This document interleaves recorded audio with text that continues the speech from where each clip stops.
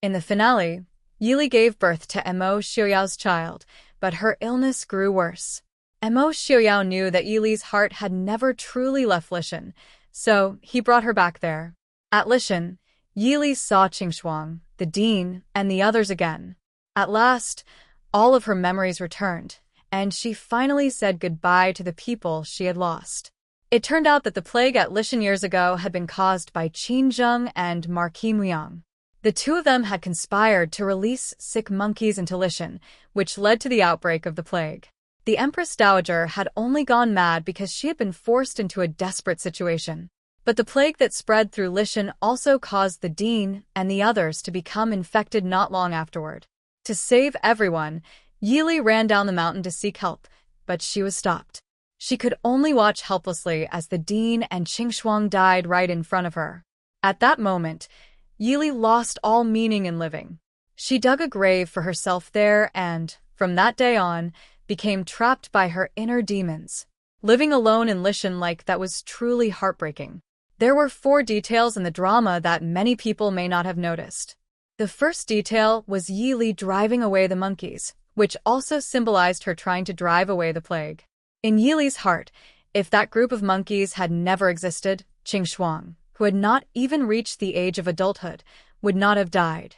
Ye Li even imagined that Qingshuang was still alive and still by her side, speaking to empty air every day as though Qingshuang were really there. The second detail was the straw figures Ye Li made when she went down the mountain. Those straw figures represented the murderers who had destroyed Lishan. Each time she dealt with one culprit, she would take apart one straw figure, as if avenging the people of Lishan one by one. The third detail was that Ye Li already knew medicine when she was at Lishan. When the plague spread, her medical skills alone could not save everyone. At that time, she prayed every day that everyone's condition would improve.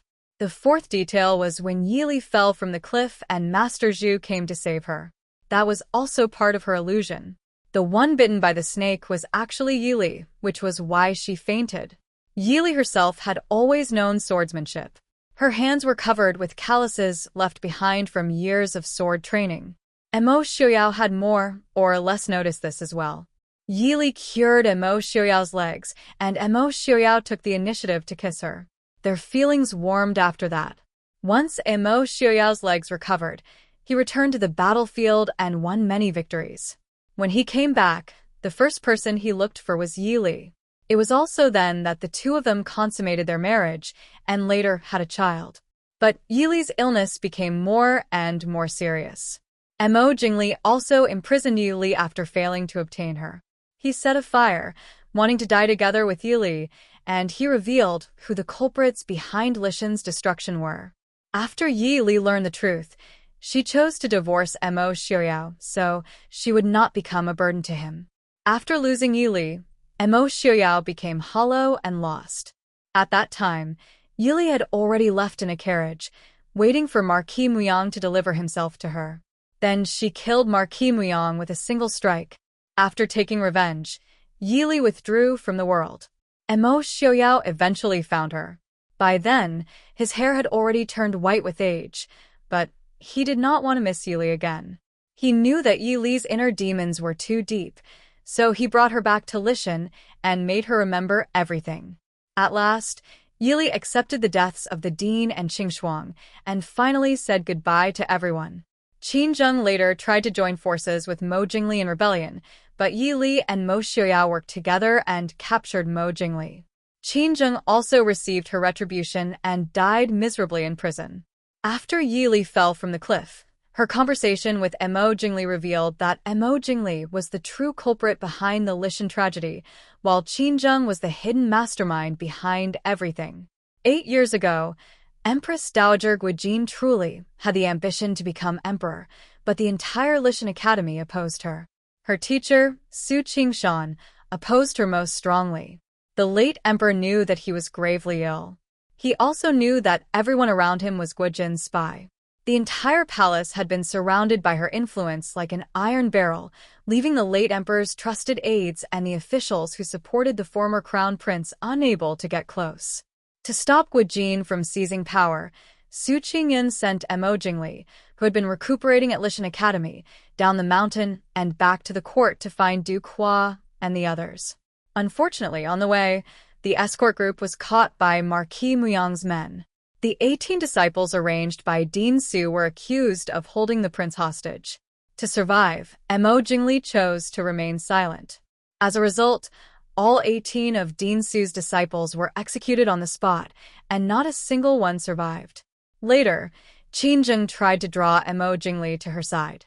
She deceived him by saying that Su Wanzhou had an imperial edict from the late emperor. The edict stated that Mo Yanqi was intelligent, gifted, and extraordinary in bearing, so the throne was to be passed to Mo Yanqi. Because the young prince was still a child, Empress Guijin would govern from behind the curtain and hold power over the court. The crown prince's faction was accused of plotting rebellion. In order to stabilize the court and help Marquis Muyang eliminate the remaining opposition, Mo Jing Li chose to cooperate with Qin Zheng. He allowed Marquis Muyang to spread the plague to Lishan after Guijin sealed the mountain, killing everyone there. On her way back to Lishan, Su Wanzhou learned that Lishan had been wiped out.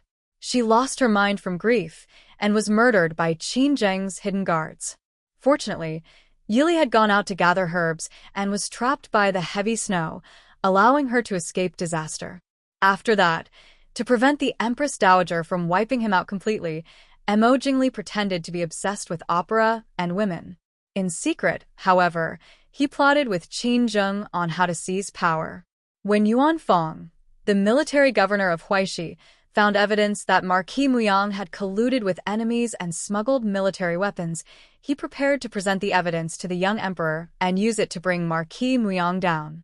Unfortunately, Qin Zheng's spy, Gao Wenhuan, intercepted him. Gao Wenhuan disguised himself as Marquis Muyang and secretly killed Yuan Fong. He abducted Yuan Fong himself and took the evidence, making Yuan Fong disappear completely from the world. Afterward, Mo Jing Li also secretly sent men to follow Ye Li and Prince Ding. When Prince Ding became the prefect of the capital, Mo Jing Li became even more restless.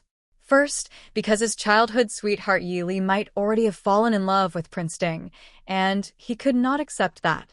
Second, because Prince Ding was his uncle and also a member of the imperial bloodline, which would affect his path to paying homage and claiming authority. Mo Jing Li had always pretended to be weak while hiding his true strength.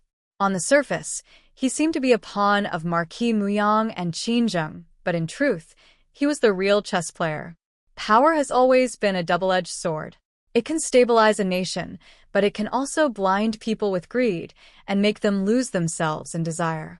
Again and again, people crossed moral boundaries and forgot their original intentions. Mo Xiu Yao never forgot his original purpose. For the kingdom of Great Chu and the people of Great Chu, he was willing to risk everything. Mo Jing Li, however, was willing to sacrifice everything for power. He hurt the people around him, and his heart became more and more twisted. He walked farther and farther down the wrong road until he could no longer turn back. Ye Li's mother, Su Wanzhou, was the daughter of Su Qingyun, the head of Lishan Academy. 8 years ago, Lishan Academy was sealed off by order of the Empress Dowager, and Ye Li was trapped there for 8 years. It was not until the Empress Dowager arranged her marriage to Prince Ding, Mo Xiu Yao, that Ye Li was finally able to leave the mountain and marry him. 8 years ago, the disciples of Lishan were persecuted by Marquis Muyang and his subordinate Lu Chongfu. Only one senior disciple, Wei Zhuang, survived. So, after Ye Li came down the mountain, the first thing she wanted to do was take revenge. Her first target was Lu Cheng, the deputy official of the Taisha Bureau, who had been planted in Prince Ding's residence to monitor Prince Ding. Ye Li advanced step by step and eventually eliminated Lu Cheng. Lu Cheng had been promoted from registrar of Lianzhou to deputy official of the Taisha Bureau, but Ye Li suspected that Lu Cheng had already lived in the capital for a long time before that. Through Cheng Shengfang, which Sui Chongshi had opened, she traced Lu Cheng's original name, Lu Boying. It turned out that Lu Boying had originally been a minor official in the Taisha Bureau. To curry favor with the late emperor's empress, he repeatedly targeted Guijin, who at the time was an unfavored consort. Unexpectedly, after the late emperor passed away, the political situation changed. After the crown prince died, the throne did not pass to the imperial grandson, Mo Jing Li. Jin, who had once been powerless, gained control with the support of powerful ministers, such as Marquis Muyang. Although her plan to proclaim herself emperor failed because of Lishan Academy's opposition, she ruled from behind the curtain and became the Empress Dowager of the dynasty. Lu Boying feared being punished, so he fled the capital and went to Lianzhou to serve as a registrar, changing his name to Lu Cheng. Later, after attaching himself once again to Marquis Muyang, he returned to the Taisher Bureau and became deputy official there. Learning Lu Cheng's past was only the first step. What Ye Li needed next was someone who could deliver this information to Empress Dowager Gua. Only then could she push Lu Cheng to his death. The person Ye Li chose was Xiu Yang, the prefect of the capital. At exactly this time, Yuan Fong, the military governor of Huaishi, was assassinated. Ye Li knew very well that Marquis Muyang would definitely send his claws into the matter. Sure enough, Marquis Muyang sent Lu Chongfu, the commander of the Jinwu Guards, and Lu Cheng to the capital prefecture to demand Yuan Fong's body. At that moment, Li Feibai, the head guard of the Yi residence, suddenly appeared. He exposed Lu Cheng's identity on the spot, saying clearly that Lu Cheng was Lu Boying. Xiu Yang then entered the palace to report the progress of Yuan Fong's murder case to the Empress Dowager. Afterward, as though speaking casually, he mentioned the matter in passing and revealed to the Empress Dowager that Lu Cheng was Lu Boying. Empress Dowager Gua did not hesitate. She immediately sent the eunuchs by her side to arrest Lu Cheng. The entire plan seemed flawless, but there were at least two problems hidden within it. First, Li Feibai's identity was the head guard of the Yi residence. There was no reason for him to appear at the capital prefecture for no cause. It turned out that earlier, the plaque bestowed on the Yi family by the late emperor, praising them as a household of accumulated virtue, had suddenly gone missing. Li Feibai came to the capital prefecture under the excuse of thanking them for helping investigate and search for the plaque. The problem was that after the Yi residents discovered the plaque was missing, they never reported it to the authorities. Instead, they had the servants in the residence search for it and eventually found the plaque themselves.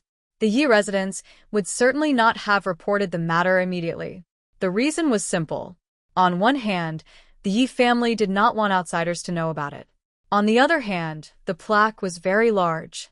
It was impossible for someone to steal it so quickly under everyone's eyes, so it had to still be inside the residence. Logically, they would only report it if they truly could not find it. Since the Yi residents had never reported the case, Li Feibai's reason for going to the capital prefecture did not hold up. Xiu Yang clearly knew that the Yi residents had not reported the case, and that the capital prefecture had never sent anyone to help the Yi residents search for the plaque. Yet he still accepted that explanation. The reason behind that was worth thinking about. Second, Xiu Yang was the prefect of the capital. He entered the palace to report Yuan Fong's murder case. The fact that Lu Cheng was Lu Boying was nothing more than gossip related to the past. Why would he bring it up in front of the Empress Dowager? Clearly, he did it on purpose. Even Ye Li knew that Lu Cheng was Lu Boying, so Xiu Yang should have known as well. He deliberately mentioned that piece of gossip because he wanted the Empress Dowager to know. In Ye Li's entire plan to eliminate Lu Cheng, Xiu Yang was the key figure. Without his cooperation, the plan could never have succeeded. Lishan Academy was the sacred place of scholars throughout the world. More than half of the officials in court had once come from Lishan Academy. Even if Xiu Yang himself was not from Lishan Academy, he must at least have had some unknown connection to it. Perhaps he had a private friendship with one of Lishan Academy's teachers. Perhaps he sympathized with what had happened to Lishan Academy. To Ye Li, he could be considered one of her own people. That was why he secretly helped her.